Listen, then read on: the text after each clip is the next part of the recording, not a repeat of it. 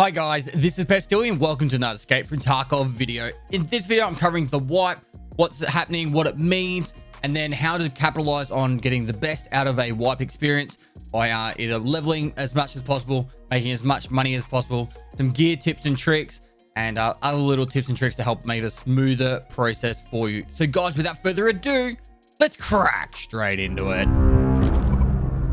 So first up, what is a wipe and what does it mean? When the game wipes, everyone gets set back to day one, week one, and everyone's at the very start of their playthrough experience and they're doing it with everyone else. So it's like you bought the game for the first time, but also did every single other player in the game. It's a really fun experience because everyone has really ordinary gear, low level skills, and they've got to build up at the same time as everyone else. Kind of like an amazing race who can get to like either the new content first or highest level first or make the most amount of money because they're the ones that are going to capitalize the most. And that's why this video is going to hopefully help you a lot in that process.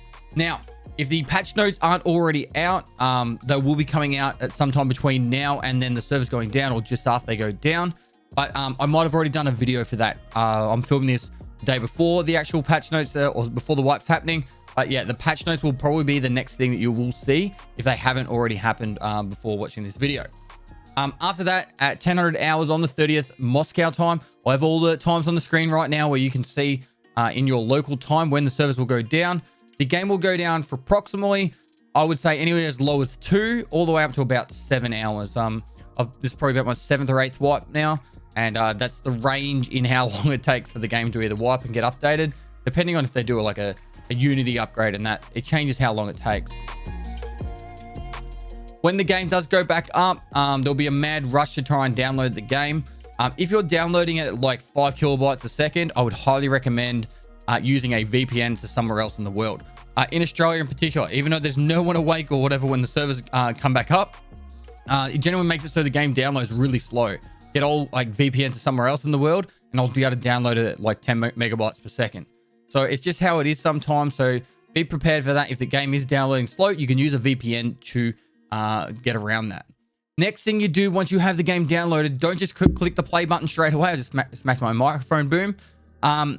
The first thing you should do is go to server selection and select every server you can under 110, under 120 ping. The reason behind this, if you set it to auto, it'll try and put you on the lowest, say 2 servers. And then if there's a large amount of people in your region, you'll all get funneled into those servers and you'll have really long matching times. People are always like, how can he be in his 5th or 6th raid? I'm still trying to get in my 2nd. That is because I select every server I can under 120 ping. Usually about 120 ping, I cap it at. Next up, once you open the game, you'll get to pick your faction. Now, there is a difference between USEC and Bear. Besides the actual voice lines and imagery, it's the starting items you get changed. Now, personally, I think the USEC items are very slightly better. However, if you want to start with a lot more AK and Russian variant weapons, select the Bear for that reason, or the USEC. You'll get a lot of M4s and stuff like that. Now, the caveat to this is if you play in certain regions, like I play in Australia, if you play as USEC, you can actually communicate with other people, whereas most people don't understand what the Bear lines are. So maybe if you're from Russia, pick Bear for that reason. It's up to you. Now that you're in the game, the choices is really up to you. There's pretty much 3 different play styles that I generally see. The first one is the happy-go-lucky and have fun with the new content. So if you want to do that, fill your boots, jump into factory, see the factory expansion, see if you can run into Gilla, do some scav runs, just try and find some of the new items, and just enjoy your wipe experience. And there's nothing wrong with that. It's a perfectly acceptable playstyle, and we generally play games to have fun. All right, so please, if you just want to go down a happy-go-lucky playstyle, do it. But you might be able to get some tips and tricks here how to capitalize on some of your experiences in that playstyle anyway. So the second and probably the more common playstyle is to get as rich as possible. And it is so easy to do this right after a wipe. I've also got a video being made right now going into a lot of detail on how to make the most amount of money post-wipe. But here's the summary right here. So the first thing you need to do is get level 10 as fast as possible. There's 3 methods for that. You either do PvP, which is generally going into factory. You do PvE, which is going into reserve and trying to get the raiders and all the scavs on reserve. And then thirdly, you do your task, which are mostly on customs and woods early on. Unlock the Jaeger task or get Jaeger's task done for introduction. And then you can slowly get some of the tasks done. And it works quite well because you can just avoid players that in that playstyle. It's up to you, your method, but that's what I would highly suggest. And then once you get to level 10, you focus on farming keys and barter trade items. Barter trade items for the hideout upgrades, keys for people trying to get their quest done. You farm these items for the first week, you'll make 100 million rubles if you've got 20 to 30 hours to do it. Like, I'm confident you could do that. 2 to 5 million rubles an hour. If you know what you're farming and knowing how to do it. My other video will go into a lot of detail, so I'll make sure there's a link to that video in the description below and up the top for you guys to do that. Next up, we have the leveling process. Now, a lot of people will go and focus on getting the leveling done, the quest done, and all that kind of stuff. I'm going to do a full mixture, just to be clear right now. I'm going to be doing a full mixture of leveling, making money, and just having some fun, because I'm going to be playing so much. I'm doing a 50-day subathon, and I'll be playing the game for 50 days straight, besides sleeping, of course. And I'm going to be doing a lot of different things. So I'm going to try out all these different things and have some more fun with my leveling process and just instead of powering it through. But I will be leveling very quickly just because of the nature of my game knowledge. I know which quest items to hold on to and stuff. But here's the key to getting leveling as fast as possible. First thing you want to do is focus on getting level 10 to unlock the flea market to supplement all the items you need while leveling up. So get the flea market unlocked by getting to level 10. I usually do my quests and also try and kill scavs and raiders. Survivability makes a big difference. So you survive a raid to get an extra 50% XP. That makes a big difference when you are trying to get level 10 quickly. After level 10, you can actually get a little more variety in the quests that you have. You'll have skier quests unlocked. You'll soon have a few mechanic quests. And then you can also get into the ragman at level 15. Once you get to that point, you've got so many quests to do. You can fill your boots with that. But that's the first thing to do. Try and to get level 10 by just doing a variety of different things. Usually a mixture works well for that. Have the Wikipedia page open with the image of all the task items you need. If you don't know them all off the top of your head, like me, then have the Wikipedia page open and figure out which items you need to get your quest done later on. All the found in raid 1. So make sure you hold on to those and then put them aside in your stash. If you've got an Edge of Darkness, I usually put mine down at the bottom. If there are any new tasks added to the game, there is a chance. I did give the suggestion up. I have no idea if it's going to come through or not. But I said that it'd be cool if there's some new tasks for before level 20, particularly some new ones for the factory expansion and just to help bolster people going to other maps besides customs. So if there are new tasks, try and supplement those new tasks with the ones that and you should be able to get a lot more XP that way because you'll be stacking all that stuff up together. So if you just focus on new tasks, you might spend too long trying to figure them out. Whereas if you can do the ones you already know and then maybe get some of that other stuff done on the side, it will really help. Now, the next big one for leveling up fast, and particularly if you want to try and get to your kappa quickly, is to upgrade your hideout. You need to upgrade your hideout as quickly as possible. Just trust me on this. There's a couple of upgrades that will make a big difference. First one being the library. It'll help you level up your passive skills. The air filtering unit place thingy. I can't remember what it's called exactly, but it's the air filtering thing.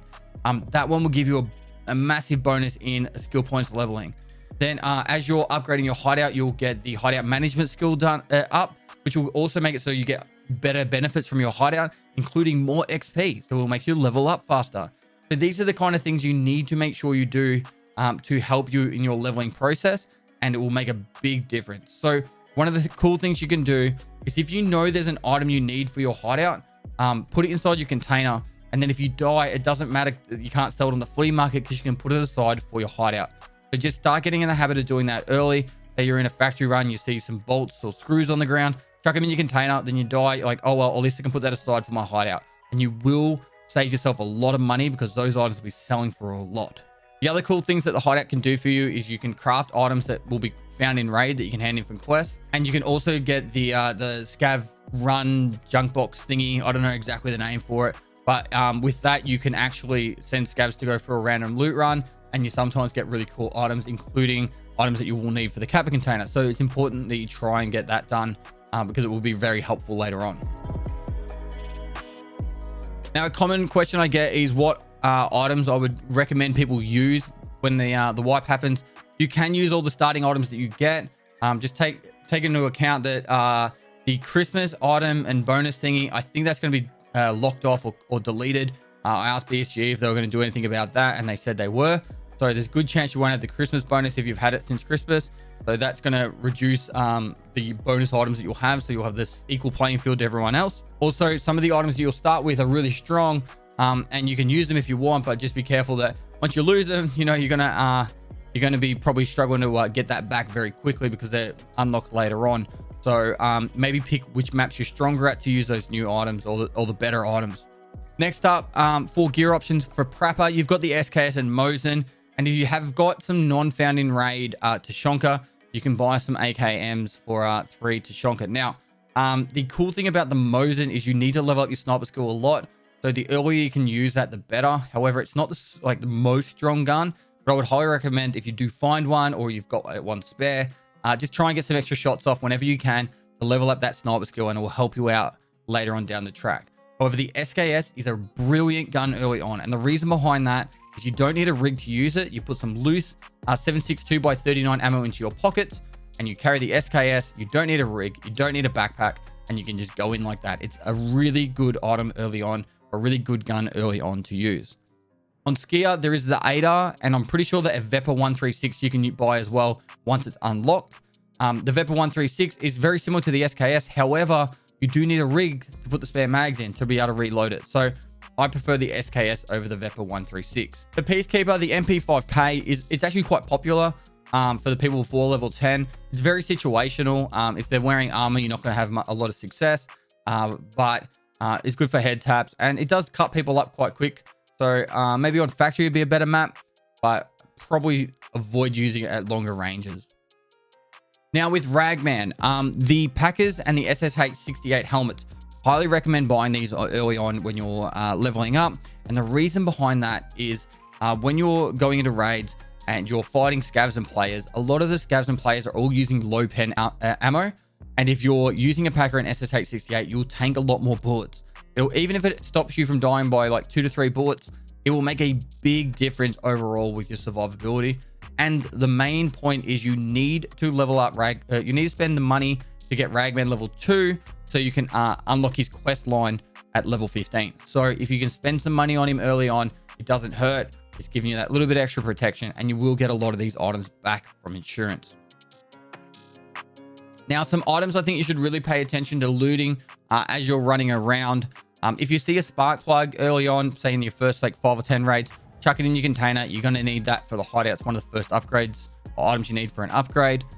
2 elite pliers and a screwdriver. Now that's the normal screwdriver. That's for the MP133 barter trade for mechanic.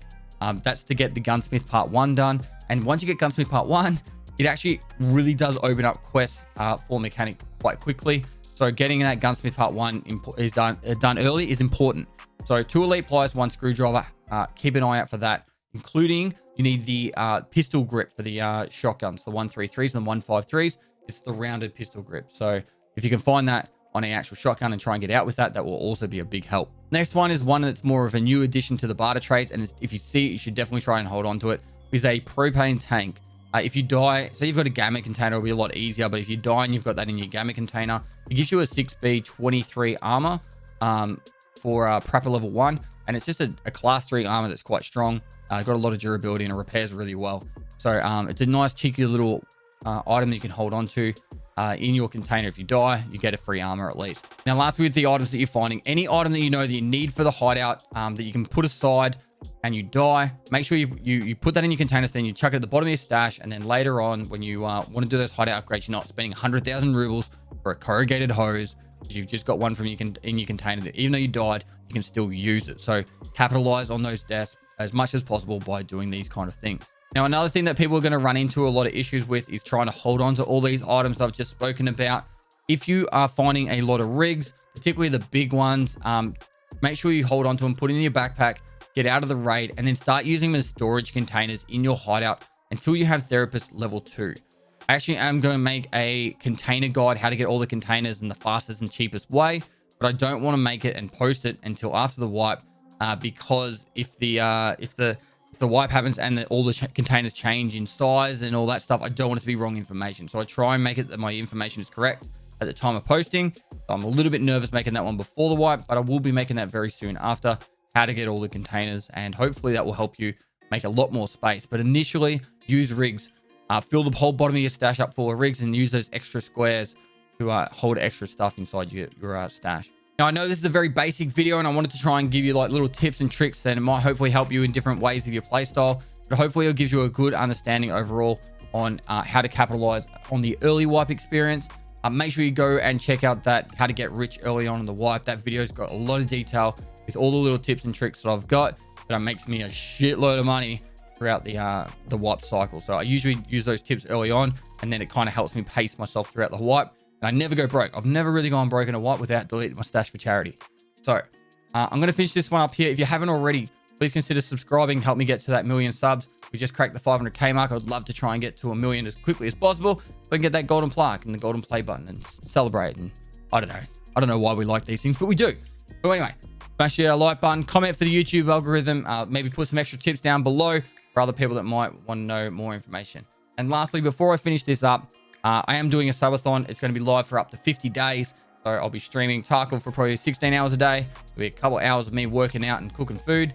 And then the rest of the time I'll be sleeping. All on camera, live on Twitch. So go down, link below, give me a follow over on my Twitch stream. Come say g'day. If you've got a free Twitch Prime, you want to chuck that up there to keep the subathon going. And I'm giving away about a $3,000 computer every second day. So go win yourself a free computer as well. Anyway, guys, thanks for watching all the way to the end. And lastly, I'll see you next time.